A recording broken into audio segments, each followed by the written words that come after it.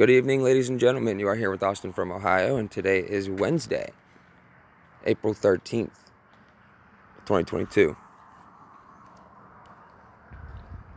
Well, I guess you could just say that everything is going exactly as it's supposed to, with virtually no resistance this far into this thing. We are 2 years into this operation now. That is C-19, New World Order, Great Reset, whatever name you want to give it. But the entire thing's in operation, and we know this. Although we have people still running around to this day, still arguing politics, Pepsi versus Coke, that type of thing. And I know I sound like a broken record when I say this, but the fact of the matter is, these people are not playing with a full deck of cards. They're not even playing the right game. And they get online or go out in the world and they argue with each other over who they want to rule over them. In the end, the bird is still traveling in one direction. Don't focus on the wings. They belong to the same bird, and that bird is flying full speed ahead right into the New World Order. That's where this first piece comes from. I got a couple things to show you guys today. One I found very interesting. It's a book, and I'm actually going to order it so I can read it and then present it to you guys in the form of a video, or maybe we'll go over it on a live stream or something. Okay, here we are at CNBC. A new world order is emerging, and the world is not ready for it.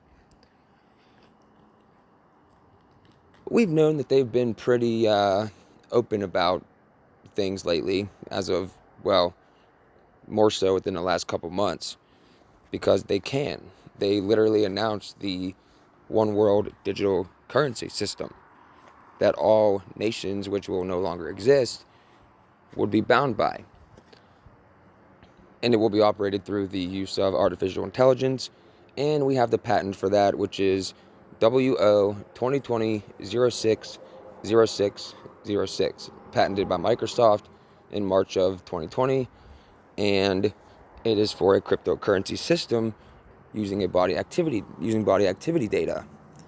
And if you don't know what that is, which I'm sure all of you do, basically if you read it, it gives you a little diagram and everything of how it works, and it explains that if your body activity data is not verified, as in if you aren't doing what you're told, then you will get no money. You will have no utilities, you will have no water, no food, you will lose your house, whatever else. But that's what we get, that's what we deserve at this point in time, especially since all we're doing is sitting back and doing nothing.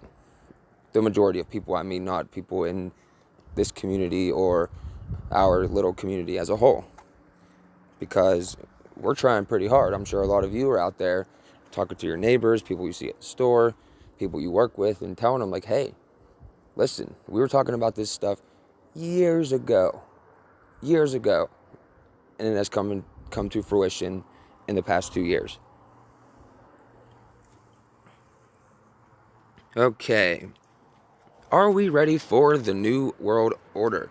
Not a New World Order, the New World Order. It's literally what it says. The provocative title of the panel that led off the ambitiously named World Government Summit, come on, it's in your face, here last week was framed to suggest that a new global order is emerging, and the world is not ready for it. There has been a proliferation of writing about who will shape the future world order since Russian President Vladimir Putin launched his invasion of Ukraine on February 24th, the most murderous Europe has suffered since 1939. Now are you starting to understand why this Ukraine thing happened and is happening to this day? It's the whole point. The tempting conclusion, should Ukraine survive as an independent, sovereign, and democratic country, the U.S. and Europe-backed forces will regain momentum against the previously ascendant Russian-Chinese forces of authoritarianism, oppression, and, at least Putin's case, evil. Funny, pot calling the kettle black, right? That sounds like good news, but there is a downside. The Russian invasion of Ukraine and a series of COVID-related shutdowns in China do not, on the surface, appear to have much in common, writes Atlantic Council fellow Michael Schumann in The Atlantic, publication not related to the Council. Yet, both are accelerating a shift that is taking the world in a dangerous direction, splitting it into two spheres, one centered on Washington, D.C., the other on Beijing. Well, that's perfect. It just makes it easier for them to consolidate them, right? My conversations in Dubai at the World Government Summit at the Atlantic Council Global Energy Forum, they have all these different names for all these different councils and groups and this and that, but again, it's all the same agenda. It's all going the same direction. There's just many different ways that they have put in place to get there. You know, they don't put all their eggs in one basket, right? But what really gets me is the fact that this summit is called the World Government Summit. As in world government, you know, the one that don't exist. Okay, so this and that show little enthusiasm or conviction for this bifurcated vision of the future. The Middle Eastern participants have no interest in abandoning relations with China, the leading trading partner for Saudi Arabia and the United Arab Emirates, or breaking with Russia, which established itself as a force to be reckoned with when it saved Syrian President Bashar al-Assad through its military intervention in his war. And basically, beyond that, our Mideast partners have lost confidence in America's commitment to global leadership or competence for it following last year's botched Afghanistan withdrawal. They're also experiencing whiplash from a Trump administration that trashed the nuclear deal with Iran to a Biden administration they feel was pursuing it without sufficiently factoring in Tehran's regional aggression. Again, this right here is just to get people to start pointing fingers at each other and yelling at each other over human beings who claim that they have some sort of higher power above the rest of us. They bleed the same blood. Well, for the most part. They bleed the same blood. They put their pants on the same as we do. They go number one, number two the same as we do. But for some reason, we put them on this pedestal of a deity. People see government as God. And that's another reason that they've been trying so hard to pull not just Christianity and Christ, but most religions, if not all, pulling them out of societies. And while at the same time pushing this new age, collectivist, I guess you can call it a religion, but it's Luciferianism light. In all my many travels to the Mideast over the years, I've never heard this level of frustration from Mideast government officials with American policymakers. Okay, Jeez, I hate when the trains go by. Well, let me just skip this here. My own answer to the panel question on our preparedness for... I'm going to flip on this train. For the New World Order was to quote Henry Kissinger, who else, of course, in questioning the premise. No truly global world order has ever existed, Kissinger wrote in his book, World Order. What passes for order in our time was devised in Western Europe nearly 4 centuries ago at a peace conference in the German region of Westphalia, conducted without involvement or even awareness of most other continents or civilizations. Over the following centuries, its influence spread. You know what he's talking about, right? Read that paragraph again.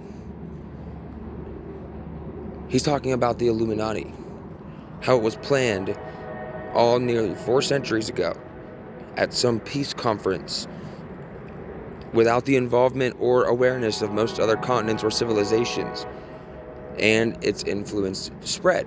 Of course. Where are we now?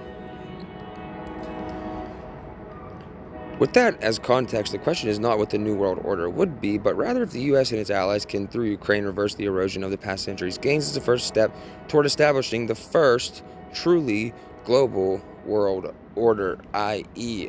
world government, i.e. worldwide communism, i.e. Georgia Guidestones, Agenda 2030, Agenda 21, everything we've ever talked about. This is it. And they're being open about it. This is a CNBC piece. This is what the lemmings would consider, reliable, trustworthy news. But they're just coming out. I never thought I would live to see a day where these controlled media moguls in their little propaganda ministries would ever come out and just blatantly say, yep, we're going for it. One world government. It's been the plan the whole time. Deal with it. But apparently, that's where we are. Anyway, former U.S. National Security Advisor Stephen Hadley tells me the effort was the fourth attempt toward international order in the past century. Hello? World War I, World War II, the Cold War, this entire operation in Afghanistan, plus others I'm sure he's referring to, maybe one or two that I didn't name, but they're literally telling us that the New World Order is here, it's emerged, it's here.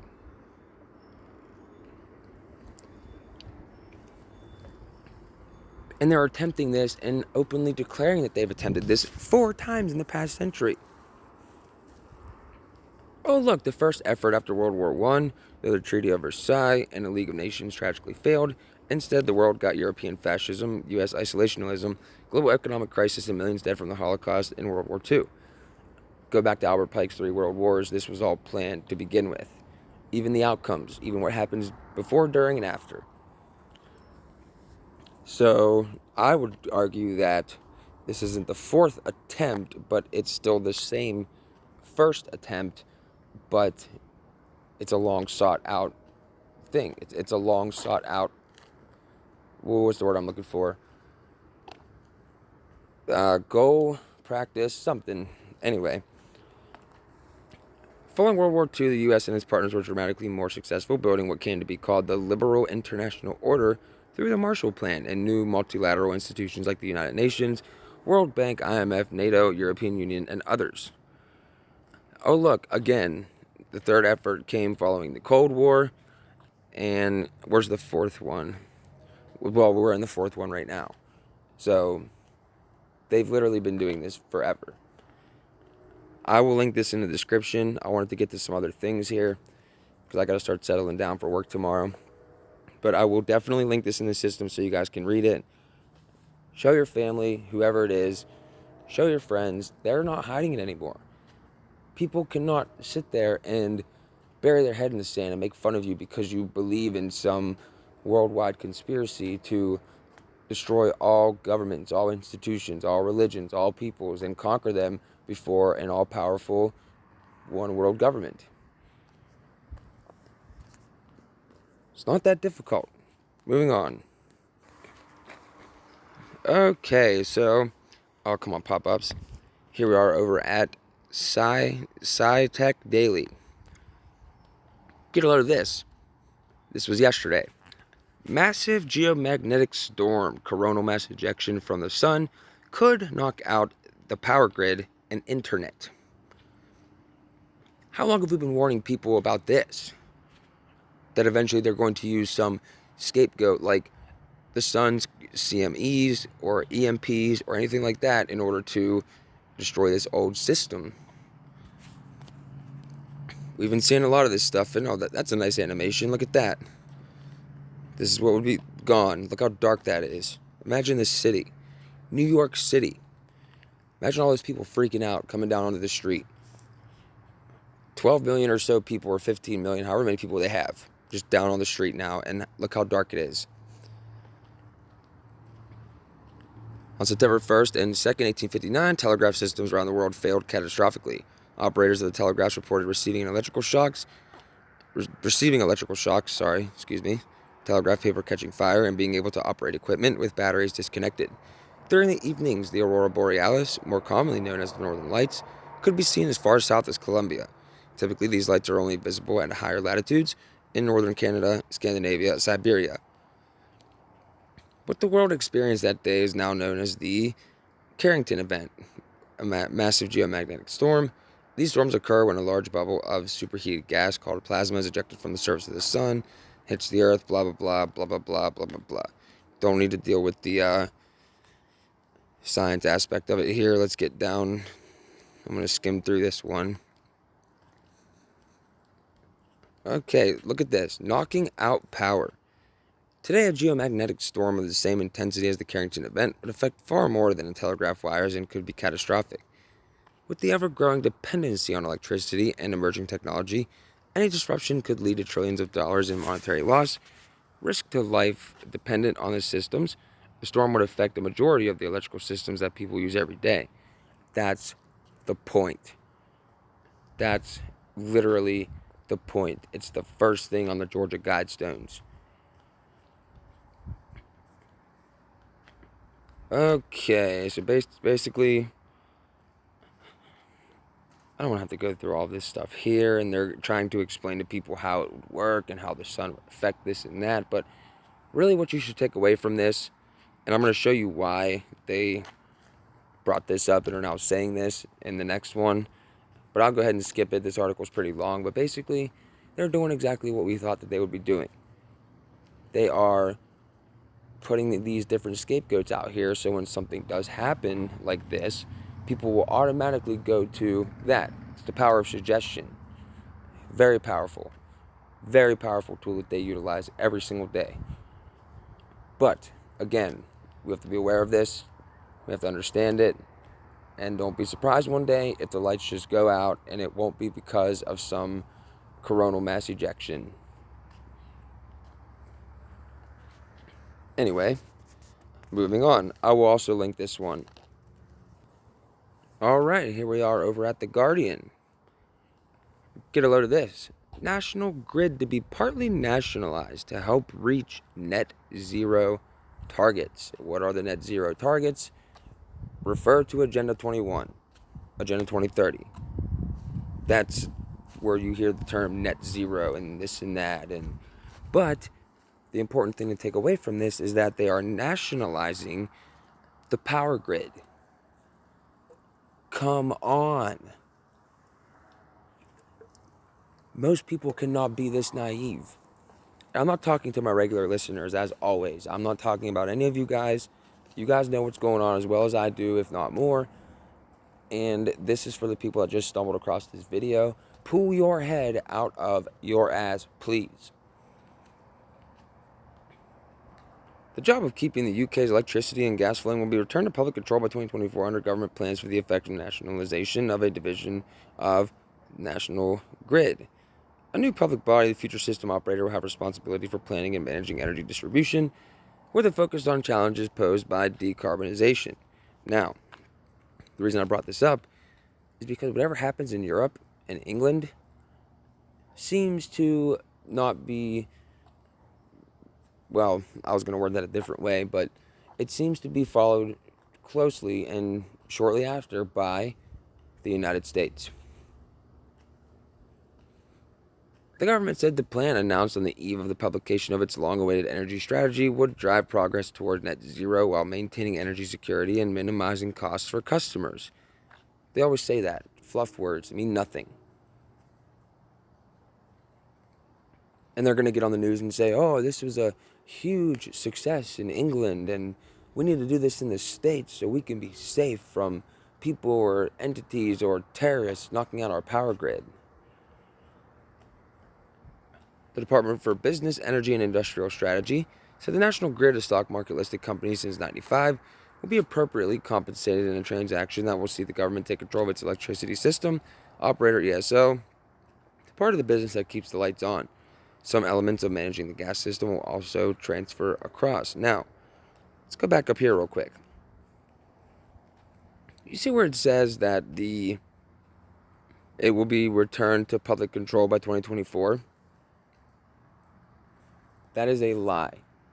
When has any government ever given up any kind of power? At all? Willingly? The answer is never. It's not in our nature to do that. It's not ideal for them. It's just not something that would happen. So there's that. And it's funny that they're bringing this up to 2024. Everything seems to be, 2024, 2025. Things like this, I mean. This by 2025, this by 2025. Well, 2025 is when they want to have a lot of different things done. A lot. It's all on Agenda 2030. It's a halfway point through the decade. They are very ambitious in their plans. They talk about it all the time. But anyway. Okay. And we were reading this. We read that. Okay, so basically just, I don't really have to go through much of this. I don't have much time. I should have actually waited till tomorrow to do this. But I will link this one as well, because I really want to get to something for you guys before I have to go to bed. But anyway, last thing on this. England, part of your national grid is going to be nationalized. And I would assume that the rest of it will be shortly after that, which means that it will spread to Europe and then United States, what have you. Moving on. Okay, I uploaded a video the other day of this exact thing, and I'm going to go over it again here in written form. But this is the World Economic Forum calling for a one world currency and a picture of the Tower of Babel, which, where is it? Is it on here? Anyway, Dr. Philippa Pippa Malmgren, technology entrepreneur and economist, spoke at the annual meeting of the World Economic Forum being held in Davos, Switzerland this week, dropping a bombshell prediction that the world is well on its way to implementing an electronic banking system that would open every transaction of every person to government scrutiny. Quote, I was very privileged. My father was the advisor to Nixon when we came off the gold standard in 71, so I was brought up with a kind of inside view of how very important the financial structure is to absolutely everything else, Malmgren said. Very convenient that your father was the advisor to Richard Nixon, a U.S. president, and now all of a sudden you're sitting at the World Economic Forum in Davos, Switzerland, and you have inside knowledge of how these things work and how important they are to the financial structure. Come on. And what we're seeing in the world today is, I think we are on the brink of a dramatic change where we are about to, and I'll say this boldly, we're about to abandon the traditional system of money and accounting and introduce a new one. And the new accounting, is what we call blockchain. How long have we been talking about blockchain technology and one world currency? People really better wake up now. Actually, no, not now. 10 years ago. I mean, they're literally saying, we're about to do this. We're about to abandon the traditional system of money and accounting and introduce a new one. That new one's already done. Or else they wouldn't be talking about taking it out and introducing the new system. This is the feared one world system. These are Lucifer's plans.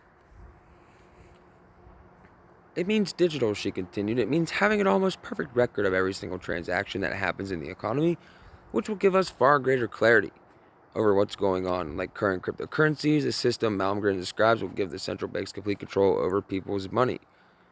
Yeah, and all those current cryptocurrencies will be absorbed right into it and or made illegal.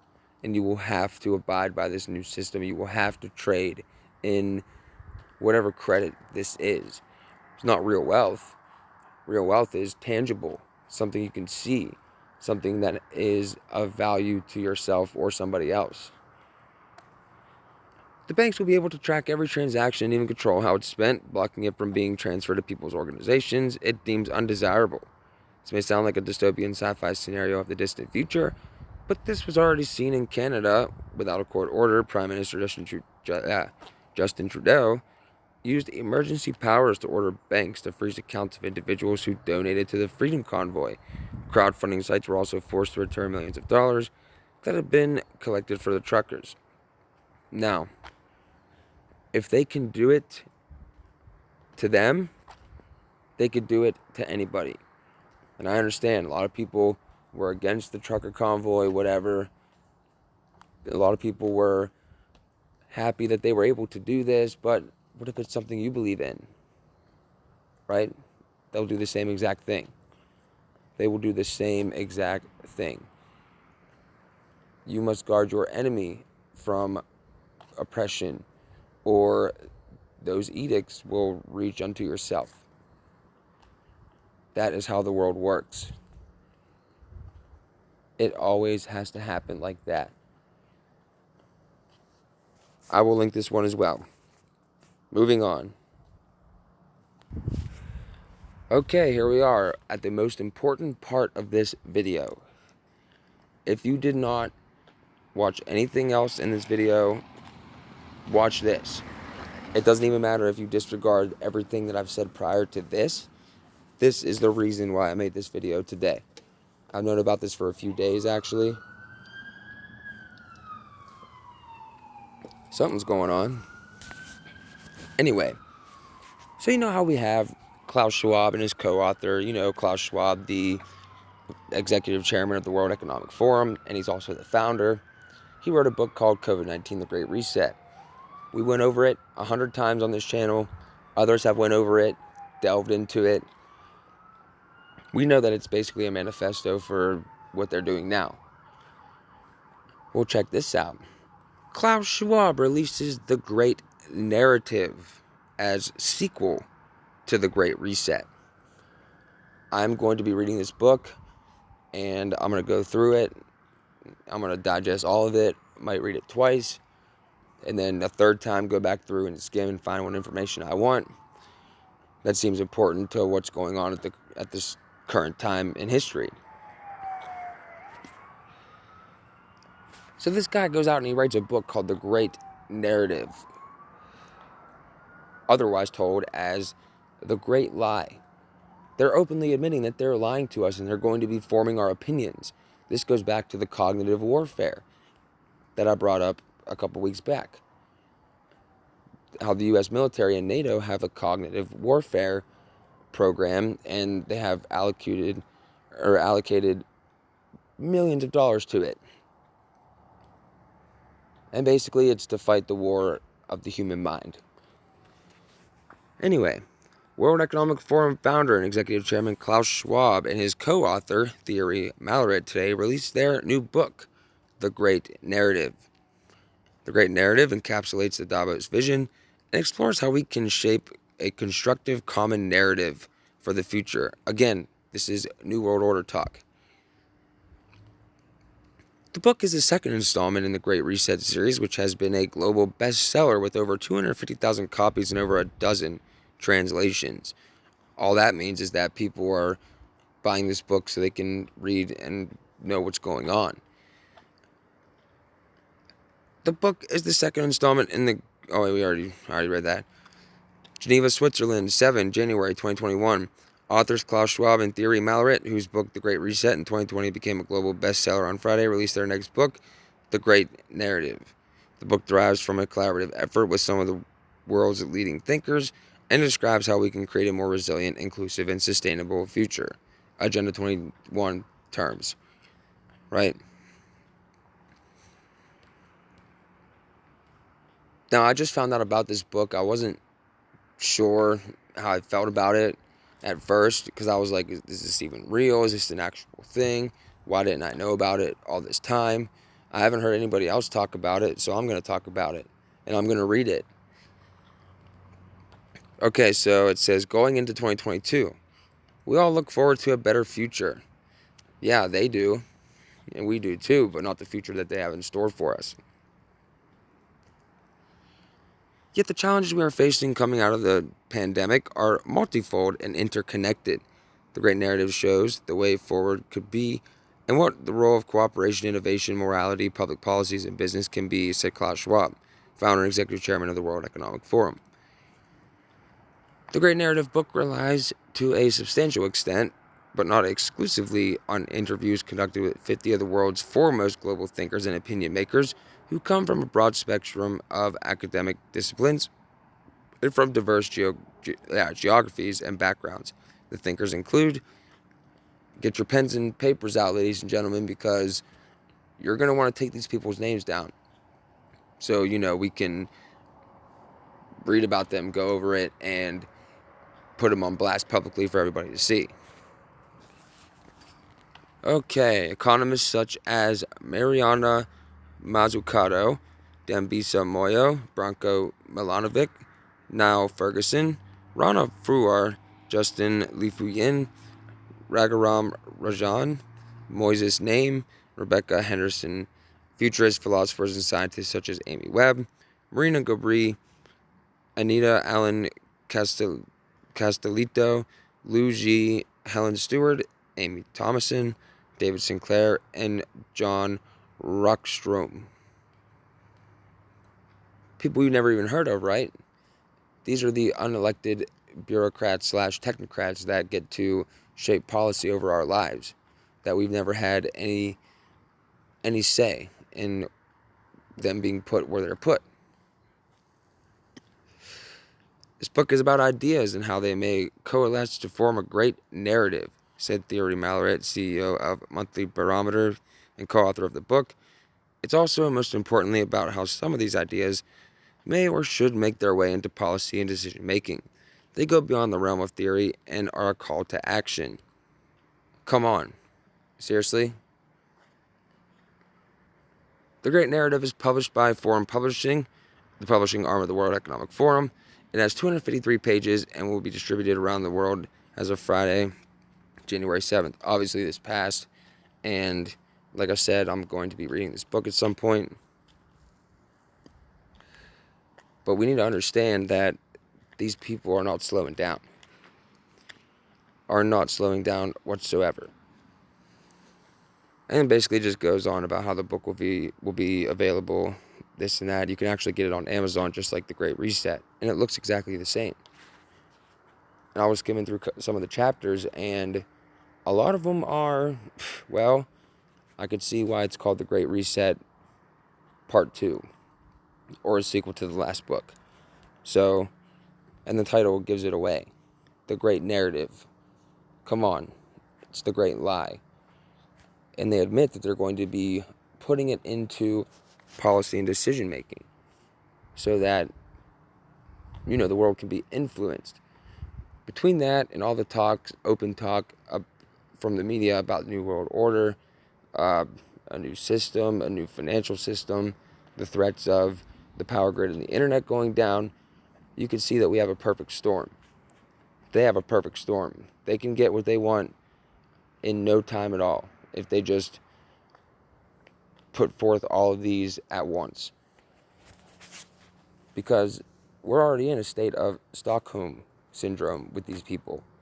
So many people are making excuses for the people that rule over them. It's not even funny. And they're justifying everything that they've done over the last 2 years and saying how it's a good thing and it's keeping us safe and this and that, but that can't be further from the truth. You guys know this. I know this. So does a lot of other people. And the fact of the matter is that if we don't start getting this information out now and start telling people what's going on more than what we are doing right now, we're going to get lost in this stuff. And it's already almost, well, it is actually past the point to where these changes cannot be reversed. It's like that's what Hitler said.